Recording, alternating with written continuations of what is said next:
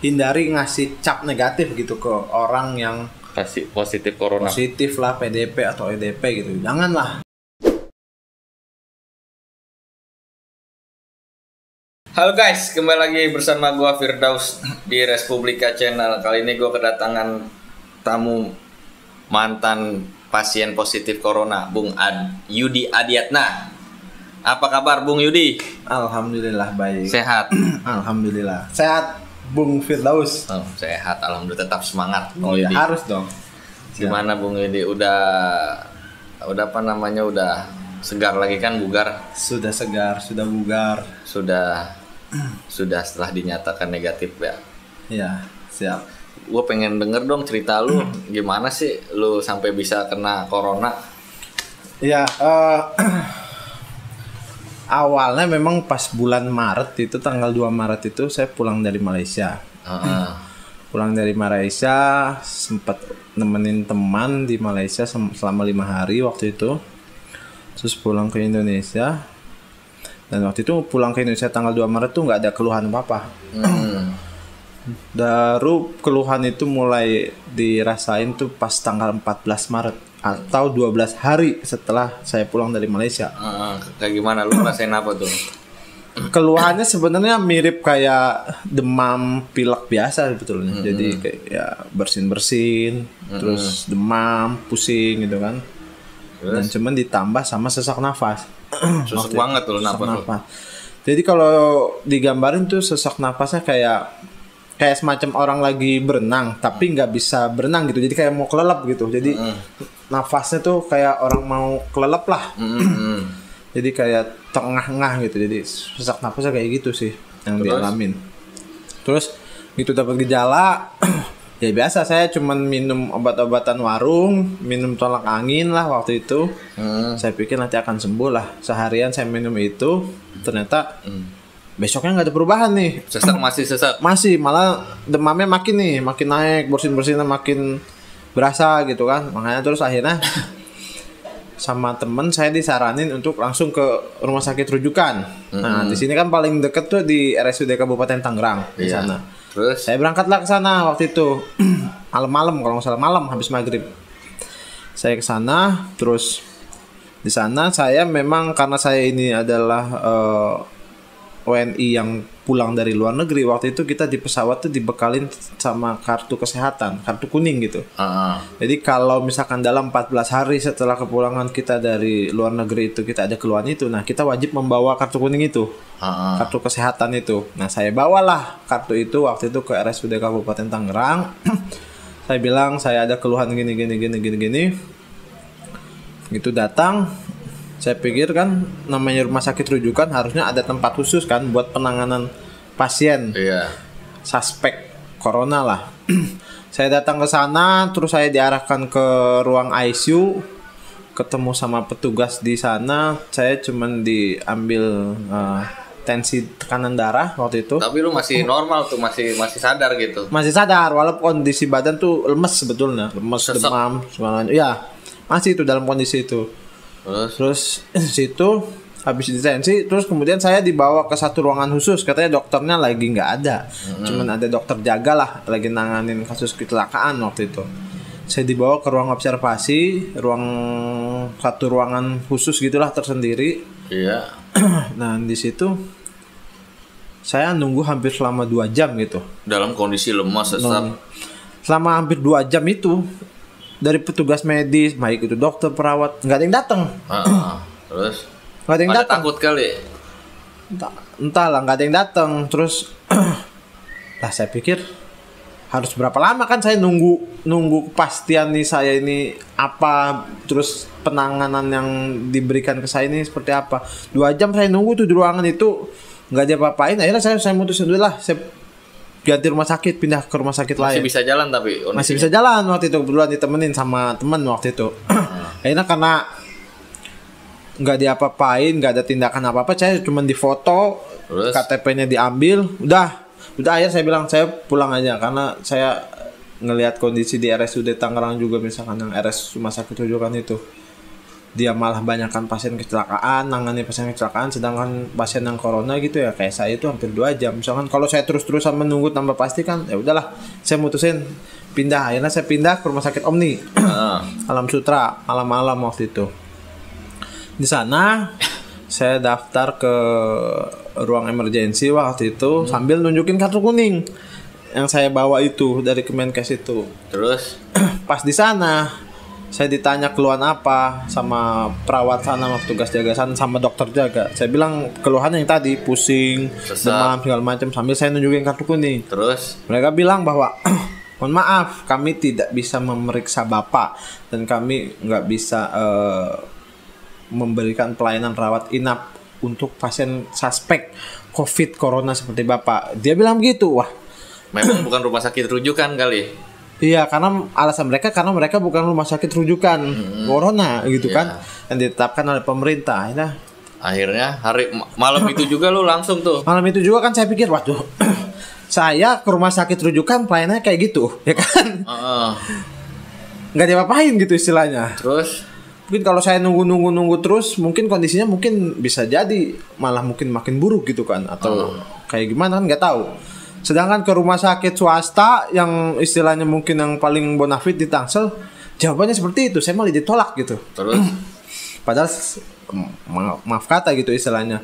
Saya datang ke sana bukan bilang seperti pasien BPJS atau apa segala macam, datang sebagai pasien umum lah. Gitu. Tapi mereka menolak dengan alasan rumah memang sakit mereka bukan rumah sakit rujukan yang Iya. pemerintah. Wah, di tengah kondisi kayak gitu, saya tuh akhirnya, waduh, saya mesti gimana ini? Karena saya tuh dalam hati saya mesti tahu apa detail kondisi badan saya itu malam itu juga. Saya tuh nggak mau menunggu besok takutnya kondisi makin parah kan. iya.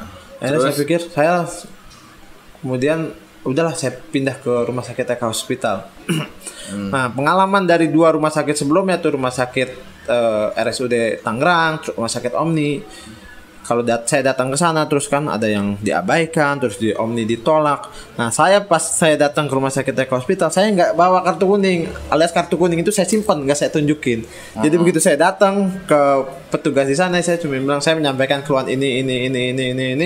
terus Oh ya udah, ditanya ada ya terkait keluhan segala macam, terus saya minta diperiksa sama dokter. Akhirnya karena saya nggak nunjukin kartu kuning, diizinkan tuh masuk, dibawa ke ruang ICU waktu itu. udah masuk ICU lu. Ruang ICU yang bareng-bareng itu loh. Bukan ICU, IGD, ruang IGD. kali. Ya. Dibawa ke ruang IGD. Bawa ke ruang IGD, kemudian saya didatangi oleh dokter dan suster. Nah, pertanyaan pertama yang ditanya oleh dokter ketika saya ada di kamar di ruang IGD itu adalah, ada riwayat perjalanan ke luar negeri nggak selama 14 hari? Tentu saya sebagai pasien, saya tidak mau menutupi informasi kan. Iya. Saya harus jujur lah mengatakan kondisi sebenarnya. Saya jawab memang ada. Terus? Saya 12 hari yang lalu pulang dari Malaysia dan sekarang kondisinya begini. Nah, setelah tahu kondisi saya begitu, kemudian atas saran dokter waktu itu saya dipindahkan ke semacam ruang observasi juga, khusus sendiri gitu. Nah, di ruang observasi itu kemudian saya diambil sampel darah, terus dilakukan tes ronsen segala macam. Ambil sampel darah, tes ronsen paru-paru. Itu kondisi itu tengah malam, seingat saya itu tengah malam, sekitar jam 11, jam 12 diambil darah dan melakukan tes ronsen. Terus saya bilang, saya waktu itu sempat bilang ke dokter, saya minta rawat inap di sini, saya bilang gitu kan. Nah, jawaban mereka sama, mohon maaf, kami bukan rumah sakit rujukan untuk pasien COVID, dia bilang gitu. Emang udah analisanya lu mengarah ke sana gitu ya? Ya, dia bilang gitu, saya ini bukan rumah sakit rujukan. Saya bilang kan, mereka bilang gitu. Terus nanti Bapak boleh pulang setelah hasil lab dari hasil tes darah dan hasil ronsen itu keluar. Dan kemudian sekitar jam 4, jam setengah 5 pagi itu hasil lab tes darah dan ronsennya keluar, ya kan? Iya. Tuh lu tidur gak dari jam 12 tuh, dari jam 11? Iya, nggak bisa tidur sebetulnya, malah nggak bisa tidur sebetulnya. Akhirnya dari situ keluar, terus dikasih tahu sama perawat, Mas, ini dari hasil cek pemeriksaan darah katanya, kadar leukosit Mas tinggi katanya. Sel darah putih Mas ini tinggi di atas rata-rata gitu kan. Terus Jadi kemungkinan ada infeksi dalam tubuh, jadi makanya sel darah putihnya tinggi. Tapi kita belum tahu ini infeksi apa, karena mereka kan gitu. Terus Kalau mereka kan katakan gitu. Terus akhirnya ya udah, mohon maaf mereka tidak bisa melakukan rawat inap. Dan saya waktu itu juga malah subuh itu juga akhirnya setelah dapat hasil lab, saya diminta menyelesaikan biaya administrasi sebesar 2.500.000, saya ingat tuh, untuk cek darah dan ronsen di Eka Hospital. Dan saya kemudian dikasih obat-obatan, obat demam, terus saya ingat vitamin dan segala macam. Dan saya dikasih semacam selembar surat keterangan dari dokter yang menyatakan saya harus istirahat gitulah, melakukan isolasi mandiri selama 14 hari, dan saya dinyatakan PDP. Dari Eka tuh surat keterangan itu. Akhirnya jelas saya pulang, subuh itu saya pulang, dapat obat, dapat hasil ronsen, dapat hasil lab dari Eka Hospital. Saya pulang ke rumah, saya istirahat.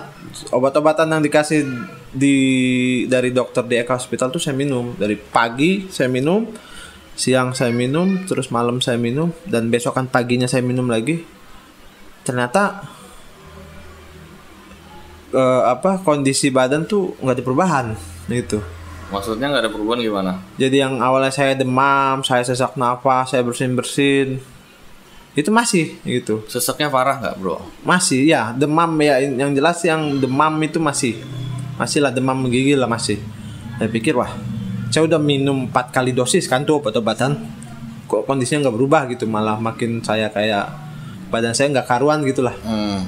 Akhirnya udah, siang itu saya mutusin saya berangkat lagi ke rumah sakit Omni. Saya datang ke dokter spesialis yang pernah saya berobat gitu di Omni. Terus saya datang ke sana, saya ketemu beliau. Pertanyaan beliau selalu sama. Pertanyaan dokter yang meriksa saya itu pertama sama.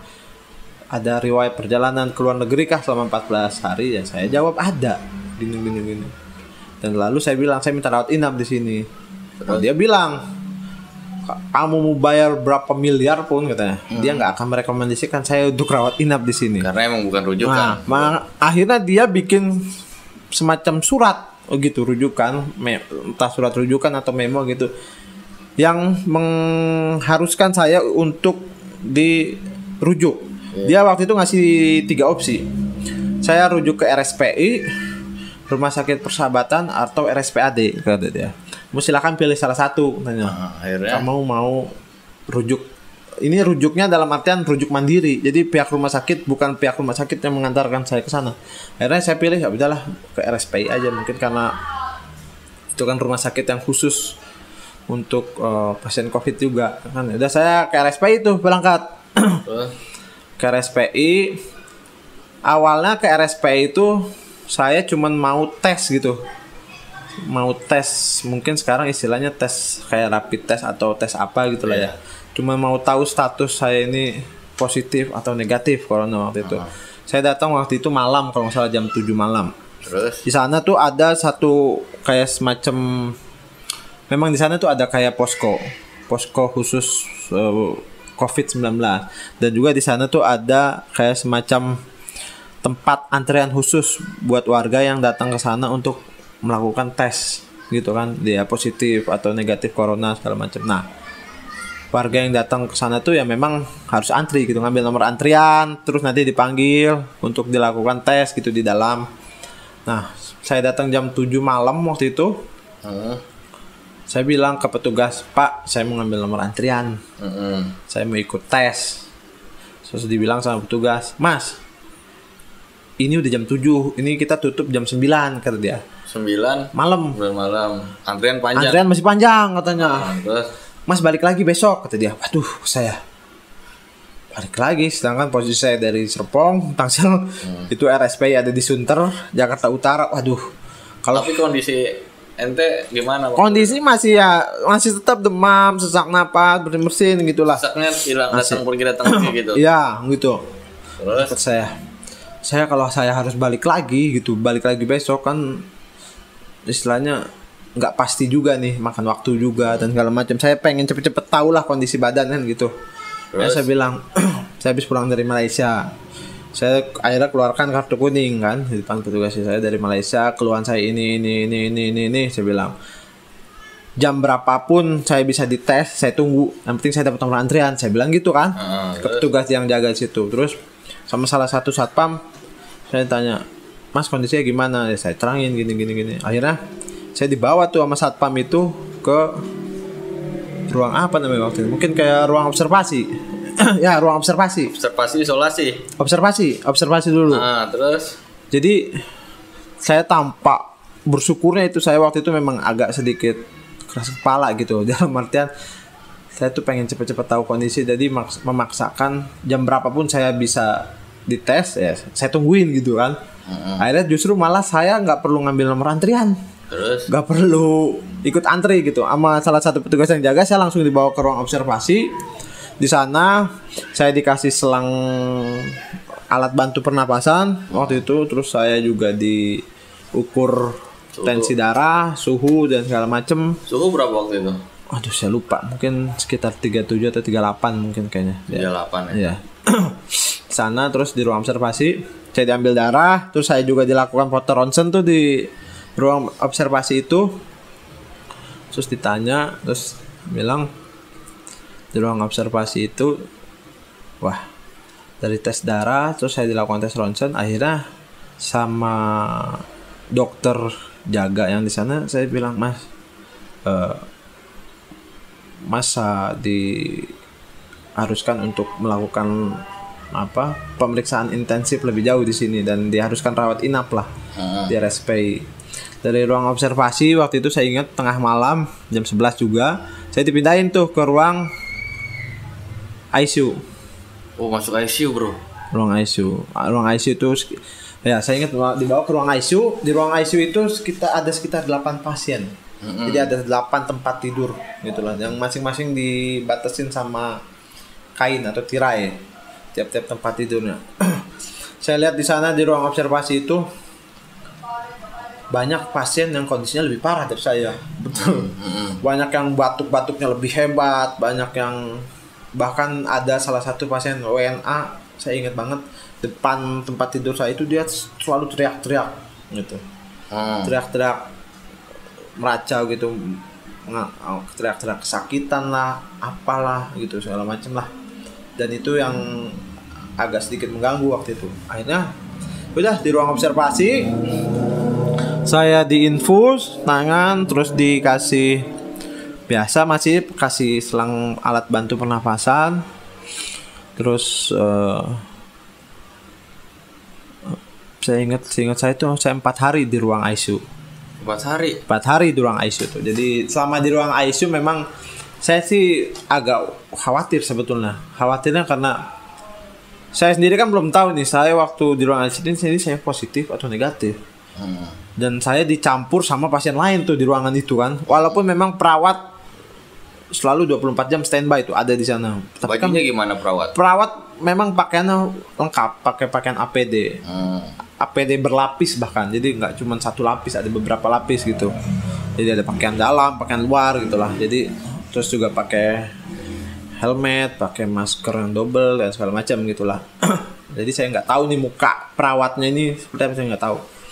Walaupun itu saya khawatir, apalagi di dalam ruang ICU itu kan istilahnya kamar mandi atau toilet untuk pasien itu kan satu, untuk bareng-bareng tuh 8 orang. Wah, khawatir nih.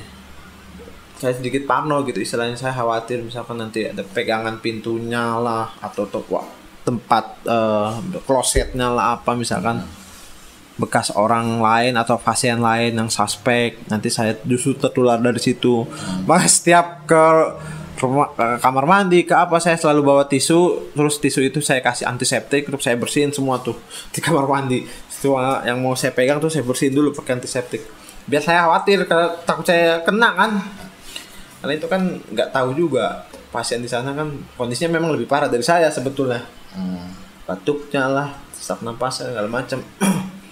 Selama di ruang ICU itu memang pelayanan dari perawat, dokter itu memang saya rasa sih maksimal ya.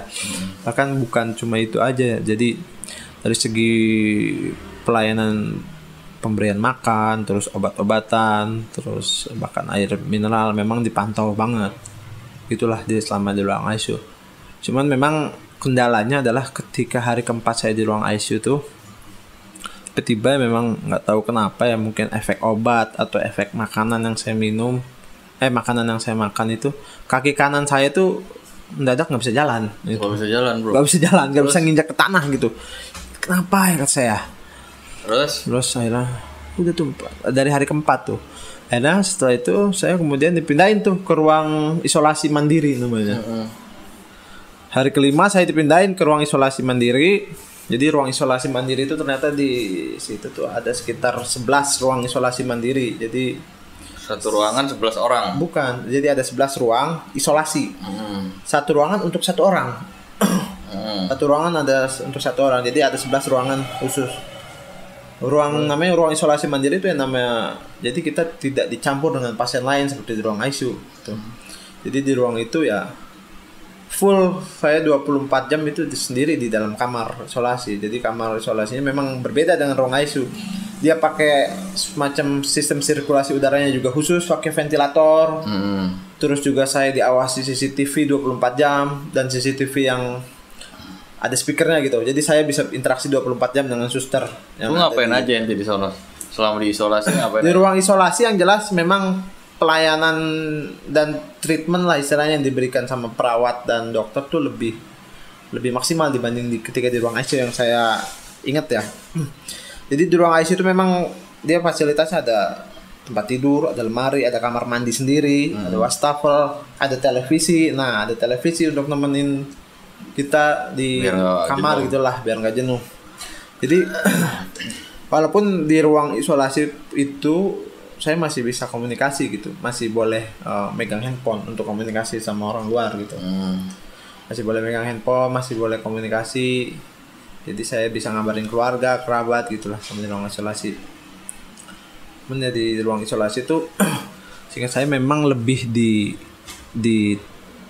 dimaksimalkan banget gitu perawatan. Misalnya seingat saya nih ya, saya wajib tuh waktu itu makan telur rebus. Kalau pagi tuh sarapan telur rebus 1 butir tuh harus dimakan habis tiap pagi. Terus tiap pagi juga dikasih susu kayak semacam susu murni gitulah, 1 gelas gitu harus diminum juga. Terus dikasih vitamin C, dikasih antibiotik dan segala macam. Dan di ruang isolasi pun saya diwajibkan betul. Jadi istilahnya saya dikasih air mineral gitu kan. 2 botol tuh biasanya tiap hari ukuran 1500 mili. Harus habis tuh. Jadi setiap di ruang isolasi tuh, jadi suster atau perawat itu sehari bisa 5 sampai 6 kali datang ke ruangan saya tuh. Nanya gimana kondisi, ngecek tensi darah ya kan, terus ngecek tanya keluhan apa aja, dan juga menanyakan berapa kali saya sudah BAB, berapa kali saya sudah buang air kecil, dan berapa banyak air yang saya udah habisin gitu. Nah dia nanya detail tuh, hari ini dari pagi sampai siang udah habis berapa, dari 1 botol ini habis berapa, misalnya setengah botol kah, 1/4 botol, 1 botol, sudah berapa kali ke kamar mandi, berapa kali BAB, berapa kali buang air kecil gitu. Dia nanya detail gitu selama di ruang isolasi itu. Dari suster tuh 5-6 kali lah dalam sehari kalau di ruang isolasi tuh. Selama di ruang isolasi 5-6 kali. Nah, ada satu lupa. Jadi sebelum di ruang isolasi pun saya selama di ruang ICU, saya itu 2 kali dilakukan tes swab namanya. Jadi ternyata kan katanya kalau untuk pasien dinyatakan positif atau tidaknya itu kan alat ukurnya atau alat tesnya melalui tes swab namanya. Jadi tes swab itu menurut saya itu tes yang paling menyiksa lah seumur hidup saya. Kenapa emang? Jadi coba bayangin gitu, jadi kayak semacam korek kuping gitu, lebih panjang gitulah dari korek kuping biasa gitu, dimasukkan ke dalam ujung tenggorokan, putar sampai keluar dahaknya, baru itu jadi kayak semacam korek kuping dimasukin ke ujung tenggorokan terus diputar sampai dapat dahak ya itu di ujung tenggorokan. Selesai itu, nggak cuma itu, juga dilakukan di hidung. Jadi sama korek kuping yang berbeda gitu, dimasukkan ke ujung hidung. Gitu kan. Sama sampai kayak sedikit mungkin ya keluar, kalau hidung tuh apa ya, mungkin dahaknya juga gitu. Sampai dapat gitu lah istilahnya. Wah itu saya setiap dilakukan tes itu emang ngejerit lah istilahnya, luar biasa itu sakitnya. Dan saya selama di ruang ICU tuh 2 kali di tes swab, dan di ruang isolasi sekali. Di ruang ICU 2 kali, dan itu selalu dilakukan, nggak tahu ya, mungkin kebiasaan di sana atau memang di tempat lain berbeda. Kalau tes swab di sana tuh dilakukan selalu tengah malam gitu. Biasanya jam 12:30, jam 1. Jadi kita lagi tidur, dibangunin sama perawat, tiba-tiba dilakukan tes swab. Coba bayangin kan, lagi baru tidur gitu kan, misalnya suruh bangun, langsung tiba-tiba ada korek kuping dimasukin ke tenggorokan. So, wah luar biasa itu. Dan banyak kan itu bukan sekali, 3 kali. Makanya setiap tes swab itu ada satu perawat kadang yang megangin saya gitu. Yang megangin tangan saya, megangin badan gitulah. Karena ya saya masih mending lah kalau diambil darah apa segala macam, itu mungkin nggak terlalu inilah, udah biasa lah, nggak terlalu sakit lah. Tapi kalau tes swab ini luar biasa buat saya, makanya sakitnya. Terus Itu di ruang ICU. Itu berapa hari itu nanti di ICU? Di ICU 4 hari, 4 dan 5 hari. Terus di isolasi 5 hari. Pokoknya saya di RSP itu sekitar 9 hari total perawatan. 9 hari ya, saya ingat 9 hari lah di RSPI Sulianti Saroso itu. Dan memang saya ingat betul sih obat-obatan yang dikasih itu apa aja, terus yaitu gimana di sana tuh wajib konsumsi buah, terus yaitu misalkan kayak telur rebus. Berjemur nggak bro? Berjemur enggak lah, kan itu kan di ruang isolasi kan, nggak bisa. Tapi di ruang isolasi itu kan nggak ada kayak pendingin udara kayak di ruangan biasa gitu, dia pakai kayak ventilator sendiri gitu, jadi bukan pakai AC gitulah. Berarti kalau yang positif memang di ruang isolasi begitu? Saya nggak tahu gitulah kenapa. Misalkan saya juga dibawa tapi yang jelas di sana itu cuma ada 11 kamar isolasi kalau tidak salah, dan saya di salah satu kamar itu selama 9 hari lah. Itu udah nggak sesek-sesek lagi ente, bro? Sesek sih masih sesekali, makanya kan di sana pun masih disediain kayak selang alat bantu pernapasan. Jadi kalau sesekali saya kayak ngerasa sesek apa ya saya pakai, tapi kalau enggak ya enggak saya pakai. Terus akhirnya ente keluar dinyatakan sembuh gimana ceritanya? Jadi hari ke-9 itu pagi saya ingat, dokter kan memang dokter paru itu di sana kan ada banyak tuh ganti-gantian itulah. Nah hari ke-9 tuh dokter itu kan memang setiap pagi itu datang, ya kan visit lah, nanya kondisi pasien.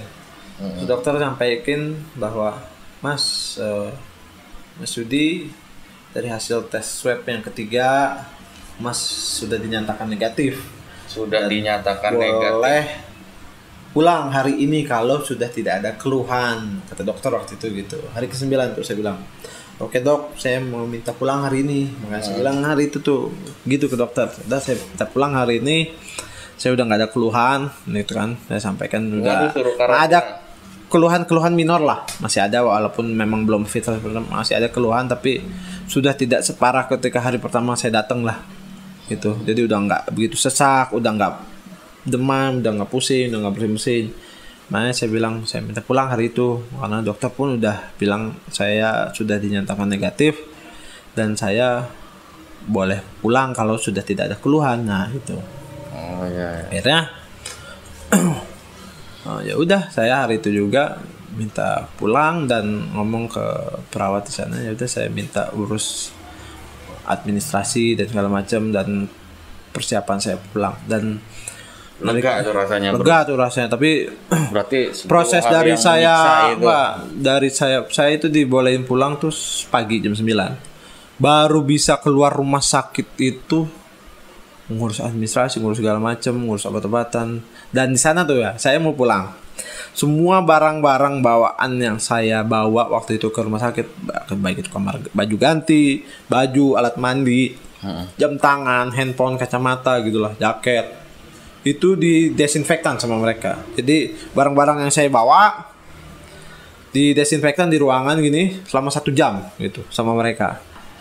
Kasih biji kelor untuk dikonsumsi, katanya ini konsumsi, katanya ini bagus, katanya buat daya tahan tubuh, buat banyak kandungan antibiotik dan anti infeksinya juga lah katanya. Akhirnya saya dibilang konsumsi sehari 4 biji katanya, digigit-gigit terus sampai hancur, dihaluskan terus diminum. Memang rasanya pahit, tapi saya semenjak saya konsumsi itu sampai sekarang tiap hari saya konsumsi itu, keluhan di kaki udah nggak ada, hilang. Sekali itu berarti. Itu biji kelor, betul. Biji kelor ya. Masih punya nggak ente? Masih ada, masih banyak. No. Masih ada di rumah. Itu buat daya tahan tubuh juga. Ya, tapi selain biji kelor saya juga konsumsi madu setiap pagi. Iya. Jadi madu. Sekarang berarti udah Baduy. udah nggak ada apa keluhan lagi, Bro? Sudah nggak ada sih. Udah nggak ada, sudah nggak ada keluhan.